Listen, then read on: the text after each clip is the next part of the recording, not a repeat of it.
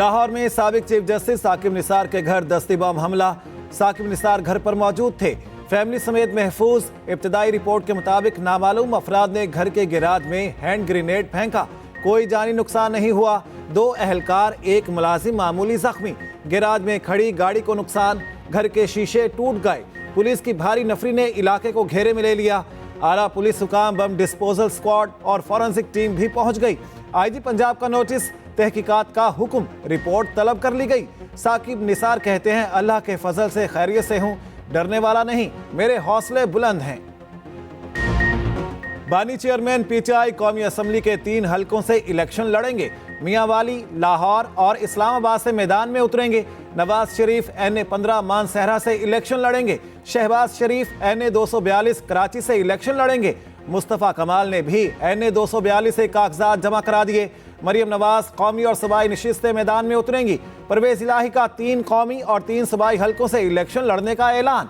NA-53 से चौधरी निसार और गुलाम server Khan उम्मीदवार। अलीम खान NA-119, PP 149 और 150 से इलेक्शन लड़ेंगे। JUI और MKM ने कागजात नामजदगी के लिए वक्त बढ़ाने का मुतालिबा कर दिया।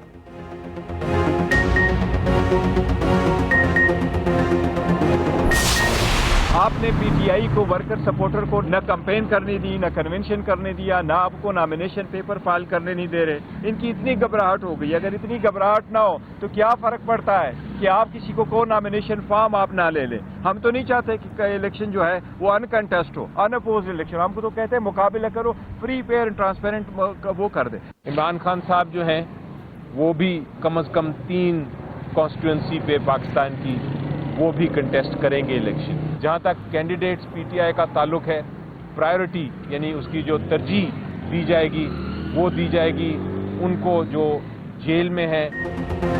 हमारे उम्मीदवारों से कागजात नामजदगी छीने जा रहे हैं। कागजात जमा कराने से रोका गया तो शफाफ इलेक्शन का तासुर खत्म हो जाएगा।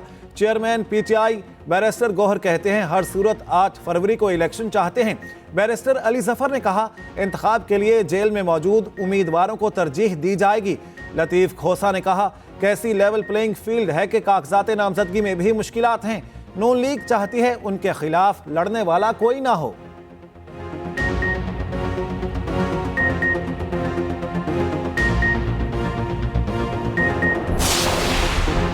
तहरीक इंसाफ को बल्ले का निशान मिलने का मामला लटक गया। इलेक्शन कमीशन ने पीटीआई इंट्रा पार्टी इलेक्शन से मुतालिक 2 मुकदमात पर फैसला कर लिया। चीफ इलेक्शन कमिश्नर कहते हैं, दोनों मुकदमात का फैसला पेशावर हाई कोर्ट के हुक्म तक महफूज रहेगा।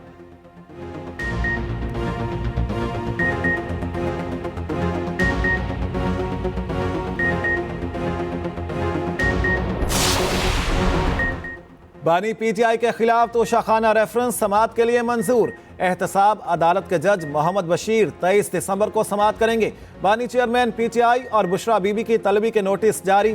उधर 190 मिलियन पाउंड केस में बुशरा बीबी की जमानत में तोसी। अदालत ने फ्री कैन को नोटिस जारी कर दिए।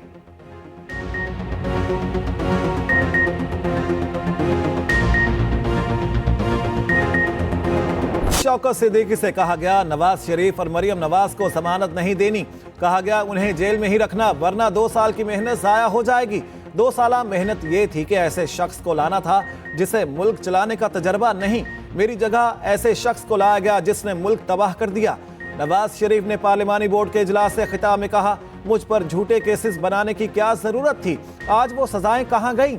आज मेरी नाअहली भी खत्म हो गई। ये हादिसा पहली बार नहीं हुआ, मुतादिद बार इससे गुजर चुके। मुल्क का भट्ठा बिठा दिया गया, हर चीज अवाम की पहुंच से दूर हो गई। दुनिया चांद पर पहुंच गई, हम जमीन से नहीं उठ सके।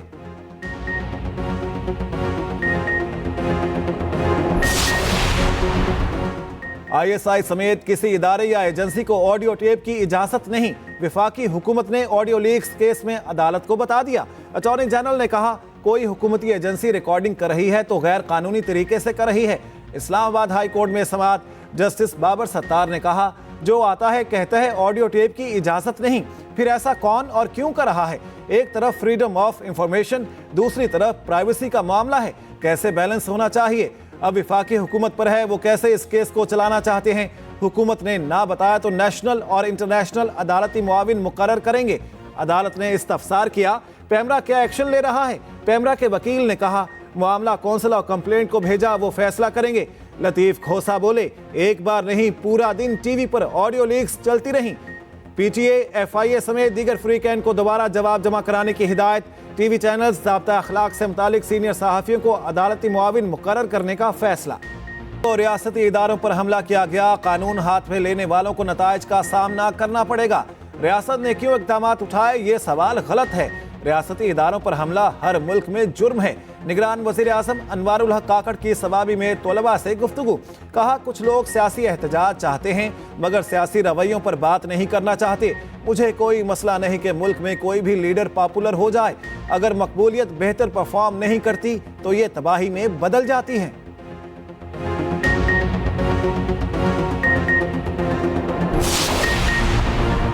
पाकिस्तान ब्लॉक की सियासत पर यकीन नहीं रखता, तमाम दोस्त ममालिक के साथ मुतवाज़न ताल्लुकात बरकरार रखना चाहते हैं। Army chief general Syed Asim Munir की अमरीकी थिंक टैंक से गुफ्तगू। कहा पाकिस्तान दो तरफा ताल्लुकात के जरिए मजबूत रवाबित को वसी करना चाहता है। पाकिस्तान ने दहशत गर्दी के खिलाफ जंग में बेमिसाल कुर्बानियां दी। आखिरी दहशत गर्द के खात्मे तक जंग जारी रहेगी। मसला कश्मीर को कश्मीरी अवाम की उमंगों के मुताबिक हल करने पर जोर। गजा में फौरी जंग बंदी की जरूरत पर जोर दिया।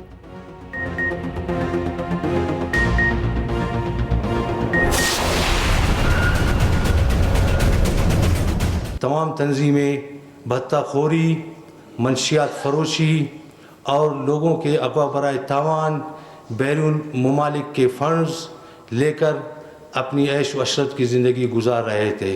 ये तमाम चीज़ें देखकर हमने महसूस किया कि यहाँ कौमियत और इस सरजमीन के लिए कोई जंग नहीं हो रही है। भारत बलूचिस्तान में हालात की गुमराह करने के लिए, हालात को ख़राब करने के लिए दहाइयों से कोशिशें कर रहा है। कलअदम बीएनए के कमांडर सरफराज बंगलजई ने हथियार डाल दिए। 70 साथियों समेत कौमी धारे में शामिल कलअदम बीएनए से अलहदगी का ऐलान। कोयटा में न्यूज़ कॉन्फ्रेंस करते हुए कहा कुछ लोग मजमूम मकासद के लिए बलोचों को रियासत के खिलाफ इस्तेमाल कर रहे हैं।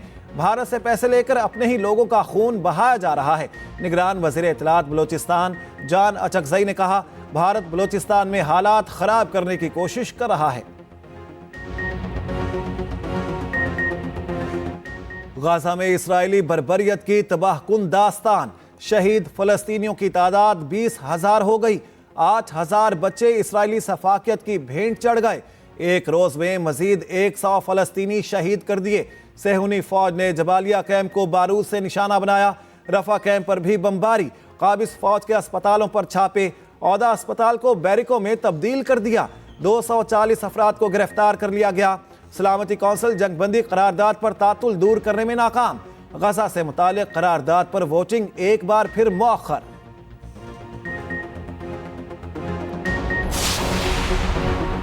इस्लामाबाद और गिरदोनवाह में जल्जले के झटके। रेक्टर स्केल पर जल्जले की शिद्दत 3.2 रिकॉर्ड। जल्जला पेमा मरकज के मुताबिक जल्जले का मरकज ज़ेरे जमीन 170 किलोमीटर की दूरी पर था। अवाम को एक बार फिर हाई वोल्टेज का झटका। बिजली 1 रुपया 15 पैसे फी यूनिट महंगी। इत्तलाक 1 जनवरी से 3 मार्च 2024 तक होगा। इत्तलाक के इलेक्ट्रिक समेत तमाम सार्फिन पर होगा। नेपरा ने फैसला सुना दिया।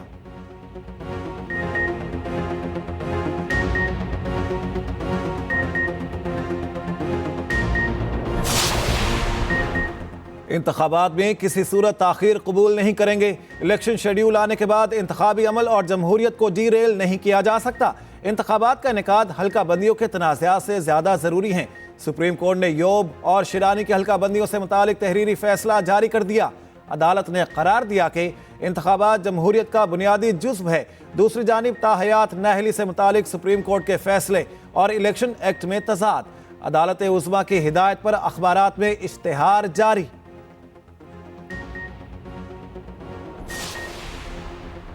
पीपल्स पार्टी और पीटीआई अच्छा काम करती तो हम उसमें शामिल हो जाते। जब तक शहर लिसानियत के नाम पर लड़ता रहेगा, पीपल्स पार्टी को मौका मिलता रहेगा। मुस्तफ़ा कमाल का सरजानी में इंतखाबी जलसे से खिताब। कहा दुनिया चांद पर जा रही है। कराची में बच्चे गटर में गिरकर मर रहे हैं। 5 सालों के लिए सिंध की हुक्मरानी 2 लाड़काना में इलेक्शन लड़ना मुश्किल कर देंगे।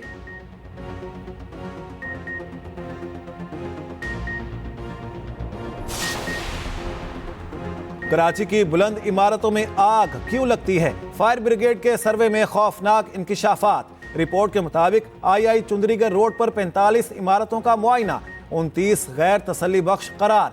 70% इमारतों में आग बुझाने का सामान और अमला नहीं। किसी भी इमारत के पास फायर सेफ्टी सर्टिफिकेट्स मौजूद नहीं हैं।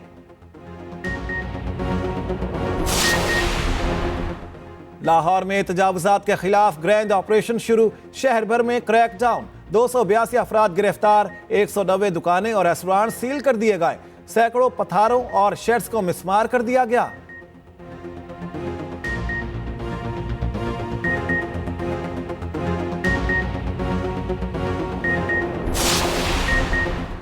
रावलपिंडी में अहलकार से भीख मंगवाने वाले गैंग के खिलाफ एक्शन जारी, गैंग का मरकजी किरदार गिरफ्तार, मुल्जिमान की तादाद 4 हो गई।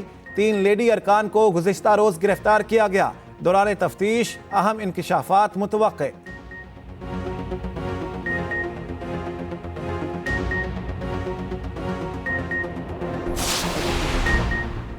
निगरान वजीर तिजारत गौहर एजाज से चीन के नए इकनॉमिक काउंसलर यांग वांग की मुलाकात। गौहर एजाज कहते हैं दौरा चीन का बुनियादी मकसद पाकिस्तानी बरामदात के लिए नई मंडियों की तलाश करना था। पाक चीन तिजारत को फरोग देने के लिए पुरजोश 5 साला वियन की नकाब कुशाई।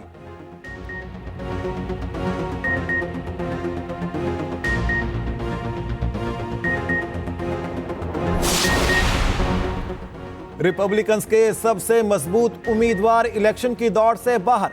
साबिक अमरीकी सदर डोनाल्ड ट्रंप कैपिटल हिल हमला केस में नाअहल करार। अमरीकी अदालत ने फैसला सुना दिया, इतलाक सिर्फ रियासत कोलोराडो पर होगा। साबिक सदर को 4 जनवरी तक अपील का हक मिल गया। ट्रंप अमरीकी तारीख में नाअहल होने वाले पहले सदारती उम्मीदवार बन गए। तर्जुमान ट्रंप का फैसला चैलेंज करने का ऐलान।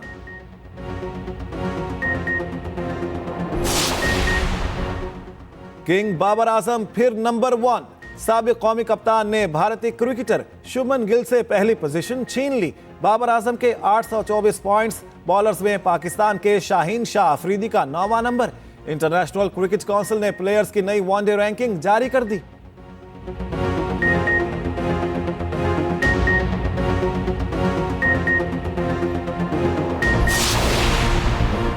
दौरा ऑस्ट्रेलिया के दौरान कौमी टीम का एक और खिलाड़ी फिटनेस मसाइल का शिकार। फास्ट बॉलर खुरम शहजाद के कंधे में तकलीफ, MRI टेस्ट करा लिया गया, रिपोर्ट का इंतजार। दूसरे टेस्ट में शिरकत मशकूक। कौमी टीम पर्थ से मेलबर्न पहुंच गई। बॉक्सिंग डे टेस्ट 26 दिसंबर से खेला जाएगा।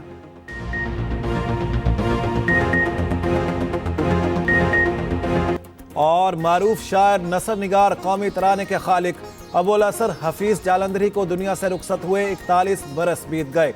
शाहनामा इस्लाम उनका सबसे बड़ा कारनामा है।